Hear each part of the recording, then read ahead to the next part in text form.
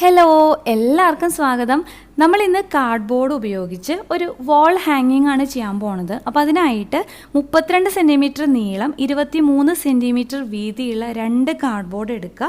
അതിലെ ഒരു കാർഡ്ബോർഡ് നമ്മൾ ഇതേപോലെ നീളത്തിൽ ഇങ്ങനെ കട്ട് ചെയ്ത് 4 പീസാക്കി കട്ട് ചെയ്ത് എടുത്തിട്ടുണ്ട് കേട്ടോ. അപ്പോൾ ആദ്യത്തെ കാർഡ്ബോർഡുമേ ഗ്ലൂ ആക്കി കൊടുത്ത് നമ്മൾ ഈ കട്ട് ചെയ്ത ഓരോ കാർഡ്ബോർഡും ഇതിൻ്റെ മേലെ വെച്ചിട്ട് ഇങ്ങനെ ഒട്ടിച്ചു കൊടുക്കാൻ വേണ്ടി പോവാണ്. അപ്പോൾ സൈസൊക്കെ നമ്മുടെ ഇഷ്ടത്തിന് തീരുമാനിക്കുക കേട്ടോ. ഞാൻ എടുത്തിട്ടുള്ള സൈസാണ് ഞാനിവിടെ സ്ക്രീനിൽ കൊടുത്തിട്ടുള്ളത്. ഇങ്ങനെ 4 എണ്ണം ഒട്ടിച്ചതിന് ശേഷം ഇതിൻ്റെ മേലെ നമ്മൾ ടിഷ്യൂ പേപ്പർ വെച്ച് ഒട്ടിച്ചു കൊടുക്കണം. ഈ ടിഷ്യൂ പേപ്പർ ഒട്ടിക്കാൻ വേണ്ടിയിട്ട് ഗ്ലൂവും വെള്ളവും കൂടി ഞാൻ മിക്സ് ചെയ്ത് എടുത്തിക്കുകയാണ്. അത് അപ്ലൈ ചെയ്തിട്ടാണ് ഈ ടിഷ്യൂ പേപ്പർ ഇതിൽ ഒട്ടിച്ചു കൊടുക്കേണ്ടത്. പിന്നെ ടിഷ്യൂ പേപ്പർ നമ്മൾ ഈ കാർഡ്ബോർഡിൻ്റെ 4 സൈഡിലും ഇതേപോലെ ഇങ്ങനെ കവർ ചെയ്ത് നമ്മൾ ഒട്ടിച്ചു കൊടുക്കണം. ആ കാർഡ്ബോർഡിൻ്റെ സൈഡ് ഭാഗങ്ങളൊന്നും പുറത്ത് കാണാത്ത രീതിയിൽ അവിടെയും കൂടി നമ്മൾ ടിഷ്യൂ പേപ്പർ കവർ ചെയ്ത് ഒട്ടിച്ചു കൊടുക്കണം. ഈ ഒരു രീതിയിലാണ് ഞാൻ ഒട്ടിച്ചിട്ടുള്ളത്. ഇനി ഇത് ഉണങ്ങിയതിന് ശേഷം നമുക്കിതിൽ പെയിൻറ്റ് ചെയ്തെടുക്കണം. ഇപ്പോൾ ഇത് ഉണങ്ങിയിട്ടുണ്ട്. ഞാനിവിടെ ഗ്രീൻ കളർ പെയിൻറ്റിൽ കുറച്ച് വൈറ്റ് കളർ കൂടി മിക്സ് ആക്കിയിട്ട് ഈ ഒരു ഷെയ്ഡാക്കിയിട്ടാണ് ഇതിൽ അപ്ലൈ ചെയ്ത് കൊടുക്കുന്നത്. ആക്രിലിക് പെയിൻറ്റാണ് ഞാൻ യൂസ് ചെയ്തിട്ടുള്ളത്. ഫുള്ളായിട്ട് നമ്മൾ ഈ ഒരു കളർ അപ്ലൈ ചെയ്ത് കൊടുക്കുക. അതിനുശേഷം ഇതിൻ്റെ ഓരോ ഗ്യാപ്പ് ഉണ്ടല്ലോ, നമ്മൾ ഓരോരോ പീസ് കാർഡ്ബോർഡ് ഒട്ടിച്ചിട്ടുള്ള ആ ഗ്യാപ്പിലൊക്കെ ബ്രൗൺ കളർ പെയിൻറ്റ് അപ്ലൈ ചെയ്ത് കൊടുക്കുക. അതേപോലെ തന്നെ ഇതിൻ്റെ ചുറ്റുമുള്ള ഭാഗത്തും കുറച്ച് ബ്രൗൺ കളറൊന്ന് ടച്ച് ചെയ്ത് കൊടുക്കുകയാണ്. അതിനി ഉണങ്ങാൻ വേണ്ടി മാറ്റി വയ്ക്കാം. ആ സമയത്ത് ഞാനിവിടെ യെല്ലോ കളർ പേപ്പർ എടുത്തിട്ടുണ്ട്. അത് ഇതേപോലെ ഇങ്ങനെ മടക്കി എടുത്തിട്ട് ചെറുതായിട്ട് ഇങ്ങനെ കട്ട് ചെയ്തെടുക്കുക. ഫുള്ളായിട്ട് കട്ട് ചെയ്ത് മാറ്റാൻ പാടില്ല. ഏകദേശം ഒരു 3/4 ഭാഗത്തോളം ഇങ്ങനെ കട്ട് ചെയ്ത് നമ്മൾ എടുക്കാം. ഇതിനി നിവർത്തി കഴിഞ്ഞാൽ നമുക്ക് ഈ ഒരു രീതിയിലാണ് ഞാനിത് കട്ട് ചെയ്ത് എടുത്തിട്ടുള്ളത്. നമുക്ക് പൂക്കൾ ഉണ്ടാക്കാൻ വേണ്ടിയിട്ടാണ് കേട്ടോ. ഇനി ഞാനൊരു വയർ എടുത്തിട്ടുണ്ട്. അതിൻ്റെ മേൽഭാഗം ഇതേപോലെ ഒന്നിങ്ങനെ വളച്ചു കൊടുക്കുകയാണ്. പ്ലെയർ യൂസ് ചെയ്യേണ്ട കാര്യമില്ല, കൈ വെച്ചിട്ട് വളച്ചു കൊടുത്താലും മതി. എന്നിട്ട് കുറച്ച് ഗ്ലൂ ആക്കി കൊടുത്തിട്ട് നമ്മളിപ്പോൾ ഉണ്ടാക്കിയിട്ടുള്ള ഈ യെല്ലോ കളർ പേപ്പർ ഉണ്ടല്ലോ കട്ട് ചെയ്തെടുത്തിട്ടുള്ളത്, അത് ഇതിൻ്റെ ചുറ്റും ഇങ്ങനെ ചുരുട്ടി ഒട്ടിച്ചു കൊടുക്കാനായിട്ട് പോവാണ് കേട്ടോ. ഈ വയറിന് പകരം നമുക്ക് തിന്നായിട്ട് റോൾ ചെയ്തെടുത്തിട്ടുള്ള പേപ്പർ റോള് യൂസ് ചെയ്താലും മതിയാവും. ഈ പേപ്പറിലും കുറച്ച് ഗ്ലൂ ആക്കി കൊടുത്തിട്ട് ഇങ്ങനെ ചുരുട്ടി ഇത് ഫുള്ളായിട്ട് ഇതിൽ ഒട്ടിച്ചു കൊടുക്കാൻ വേണ്ടിയിട്ട് പോവാണ്. അങ്ങനെ ഒട്ടിച്ച് കഴിഞ്ഞിട്ടുണ്ട്. ഇനി നമുക്കിതൊന്ന് വിടർത്തി കൊടുക്കാം കൈ വെച്ചിട്ട്. അപ്പോൾ ഈ ഒരു രീതിയിലാണ് കിട്ടുക. ഇനി ഞാനിവിടെ സ്ക്വയറായിട്ട് 2 പേപ്പർ കട്ട് ചെയ്തെടുത്തിട്ടുണ്ട്. ഒരെണ്ണം 4 സെൻറ്റിമീറ്റർ വീതിയും നീളമുള്ളത്, അടുത്തൊരെണ്ണം 5 സെൻറ്റിമീറ്റർ വീതിയും നീളമുള്ളത്. സൈസ് നമ്മുടെ ഇഷ്ടത്തിന് തീരുമാനിക്കാം. ഒരെണ്ണം ചെറുതാവണം, ഒരെണ്ണം കുറച്ച് വലുതാവണം. അതിനെ ഇതേപോലെ ഇങ്ങനെ കോർണർ ടു കോർണർ ഇങ്ങനെ ഫോൾഡ് ചെയ്ത് എടുക്കാം. ലാസ്റ്റ് ഇതേപോലെ എത്രയും തിന്നായിട്ട് ഫോൾഡ് ചെയ്യാൻ പറ്റുമോ അത്രയും തിന്നായിട്ട് നമ്മളിങ്ങനെ ഫോൾഡ് ചെയ്തെടുത്തിട്ട് നമുക്കിതിൽ കട്ട് ചെയ്തെടുക്കണം. ഈ ഒരു ഷേപ്പിൽ നമ്മളിങ്ങനെ വളച്ച് കട്ട് ചെയ്തെടുക്കാം. ഇതേപോലെ കട്ട് ചെയ്തിട്ടുണ്ട്. ഇനി ഇത് നിവർത്തി കഴിഞ്ഞാൽ നമുക്ക് ഇങ്ങനെയാണ് കിട്ടുക.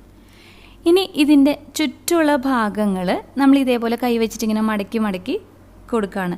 ആ രീതിയിൽ അടുത്ത പേപ്പർ ഞാൻ റെഡിയാക്കി എടുത്തിട്ടുണ്ട്. ഇതിൻ്റെ രണ്ടിൻ്റെയും നടുക്കിലായിട്ട് നമ്മൾ ചെറിയ ഹോളിട്ട് കൊടുക്കുക. പിന്നെ എന്തെങ്കിലും യൂസ് ചെയ്ത് ഹോളിട്ട് കൊടുത്താൽ മതിയാവും.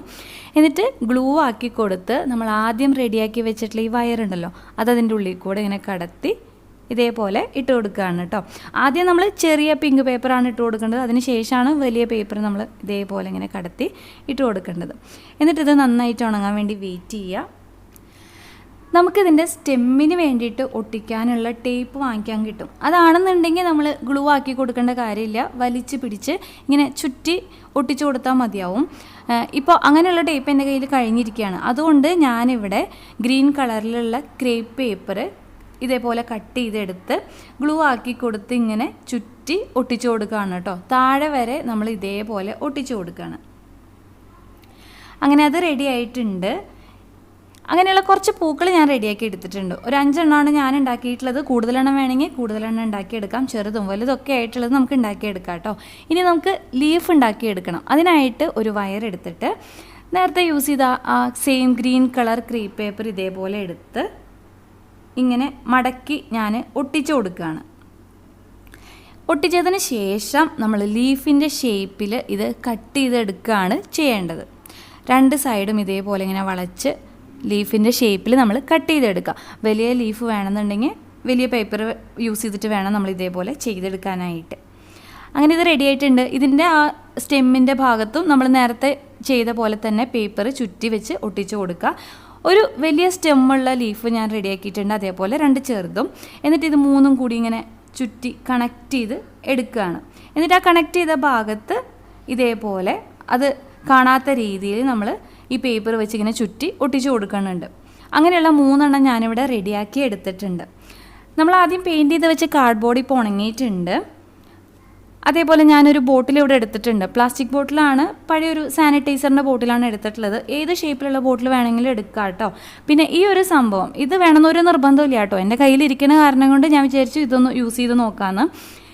ഇത് ഞാൻ ഇതേപോലെ ഇങ്ങനെ ഒന്ന് ഒട്ടിച്ച് ചുറ്റി വെച്ച് കൊടുക്കുകയാണ് ഈ ഒരു ബോട്ടിൽ. നമുക്ക് ഇതിന് പകരമായിട്ട് ജൂട്ടിൻ്റെ ത്രെഡ് ഈ ബോട്ടിലിൻ്റെ നെക്കിൻ്റെ ഭാഗത്തായിട്ട് ഇങ്ങനെ ചുറ്റി ഒട്ടിച്ച് കൊടുക്കാവുന്നതാണ്.